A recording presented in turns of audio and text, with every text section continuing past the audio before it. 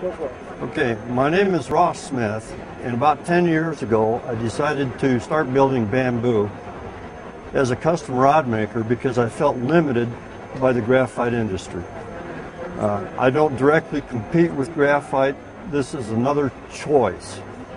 Bamboo was always a work-intensive material, even in the old days of bamboo, and it still is today. But it is also still a premium material to work with. Let me give you a little bit of history.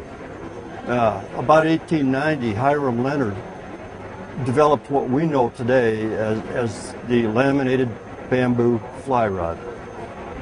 And it's progressed through the late 1800s, all of the 1900s.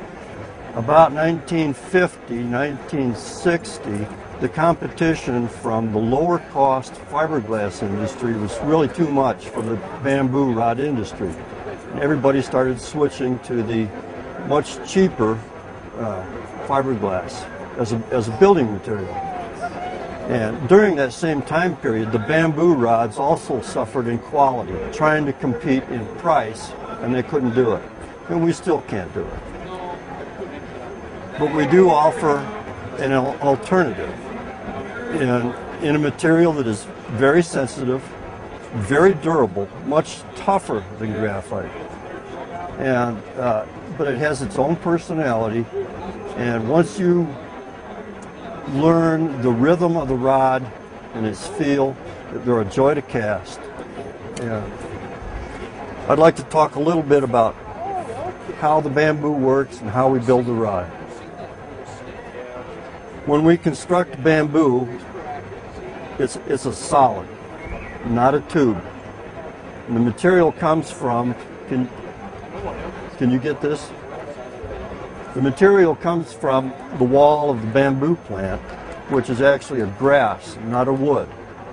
And when we split the bamboo and then plane it, we try to preserve the densest fibers on the outer edge. And we plane away the softer inner material to develop our taper and the 6 pieces that laminate into the bamboo rod.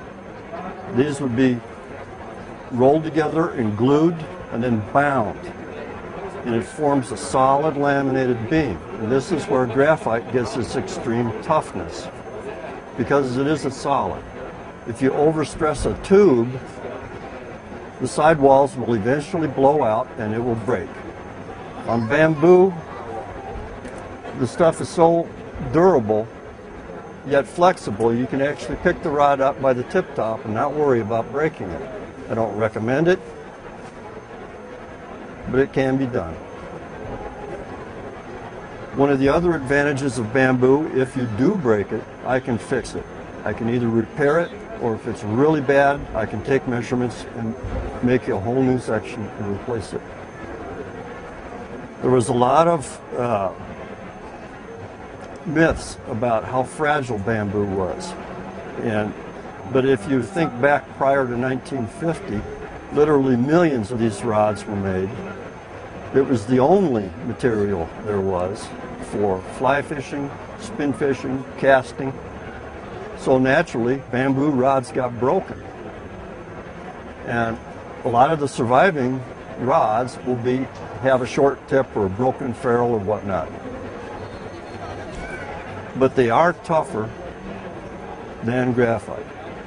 So we need to get that myth out of the way. You can stand on these, you're not going to break them. Remember, it's a solid, it's not going to collapse. The other thing is, a lot of the old rods were very long, and that went, I think, beyond the days of fly casting to when guys were more or less dappling with the rod, whether it was wood or bamboo. The new tenkara method of Japanese fly fishing is actually going back to those days where they use a long rod with a line attached to it, and they kind of flip it or fling it. They don't really cast and feed out line. But as we changed to actually casting the line, we still had these long rods that gave the people a lot of reach. But a long rod is heavy, and it's also a lever that works against you in the favor of the fish, but it still works against you. So a long rod not only was heavy, it felt heavy. Modern makers like myself will probably try to talk the average individual into an 8-foot or 7'6" fly rod. It's a little shorter, it weighs less, and the leverage starts turning in your favor. At the end of the day, you will actually do less foot-pounds of work using a bamboo fly rod that weighs perhaps twice as much as a graphite fly rod. But the graphite fly rod, being longer, will work your body harder. That's pure mathematics, easy to prove. The other thing is, as a custom builder, I was stuck with what the graphite manufacturers had to offer. And can I build a better Sage than Sage can? I don't think so. All I can change is a few things about the way the rod is assembled. On a bamboo fly rod, I can change my taper so that the rod flexes where I want it to. I can strengthen it, I can weaken it.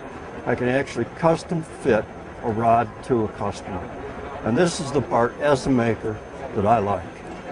I can put a smile on a guy's face, and that's my reward. Sorry about that, guys. It's the truth.